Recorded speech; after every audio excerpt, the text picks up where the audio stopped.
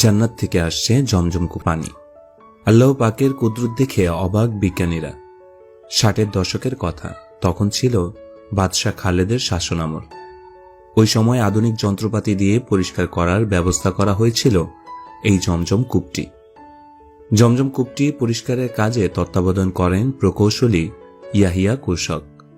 তার প্রদত্ত বিবরণ থেকে বলা যায়, বড় ধরনের কয়েকটি পাথরের তলদেশ থেকে প্রবল বেগে পানি উচ্চারিত হচ্ছে। সবচাইতে বড় পাথরের উপর স্পষ্ট আরবি হরফে বিসমিল্লাহ কথাটি উল্লেখিত রয়েছে। রাসূল সাল্লাল্লাহু আলাইহি ওয়াসাল্লাম এর দাদা আব্দুল মুত্তালিব এর সময় কূপের গভীরতা ছিল মাত্র 14 ফুট। খলিফা মামুনুর রশিদের আমলে পুনরায় খনন করা হয় এই জমজম কূপ। এই সময় পানি নিঃসরণ খুব বেড়ে গিয়েছিল, এমনকি কূপের বাইরে পানি উপচে পড়া শুরু করেছিল। দীর্ঘ কয়েক শতাব্দী পর সৌদি সরকার আধুনিক মেশিনের সাহায্যে কূপ পূর্ণ খনন করেন। 24 জন ডুবুরি কূপের তলদেশে গিয়েছিলেন তা পরীক্ষা নিরীক্ষা করার জন্য। ডুবুরিরা দেখেন সেখানে রং বেরঙের মাটির স্তর জমাট বেঁধে আছে আর অবিরাম নির্গত পানিকে পরিশোধন করছে। তারা আল্লাহর এই কুদরত দেখে বিস্মিত হয়ে যান। বর্তমানে জমজম কূপের গভীরতা 51 ফুট। আল্লাহ তাআলার অসীম কুদরতে 4000 বছর পূর্বে সৃষ্টি হয়েছিল এই জমজম কূপের। ভারী পানি উত্তোলনে মোটরের সাহায্যে প্রতি সেকেন্ডে 8000 লিটার পানি উত্তোলন করার পরেও পানি ঠিক সৃষ্টির সূচনাকালের ন্যায়। পানির স্বাদ পরিবর্তন হয়নি, জন্মায়নি কোনো ছত্রাক বা শৈবাল।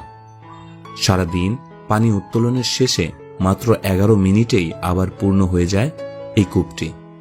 এই কূপের পানি কখনো শুকায়নি।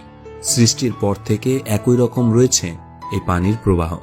এমনকি হজ মৌসুমে ব্যবহার কয়েক গুণ বেড়ে যাওয়া সত্ত্বেও এই পানির স্তর কখনো নিচে নামেনি। সৃষ্টির পর থেকে এর গুণাগুণ, স্বাদ ও এর মধ্যে বিভিন্ন উপাদান একই পরিমাণে আছে। এই কূপের পানির মধ্যে ক্যালসিয়াম ও ম্যাগনেসিয়ামের স্লট এর পরিমাণ অন্যান্য পানি থেকে বেশি। এজন্য এই পানি শুধু পিপাসা মেটায় তা কিন্তু নয়, এই পানি ক্ষুধা নিবারণ করে।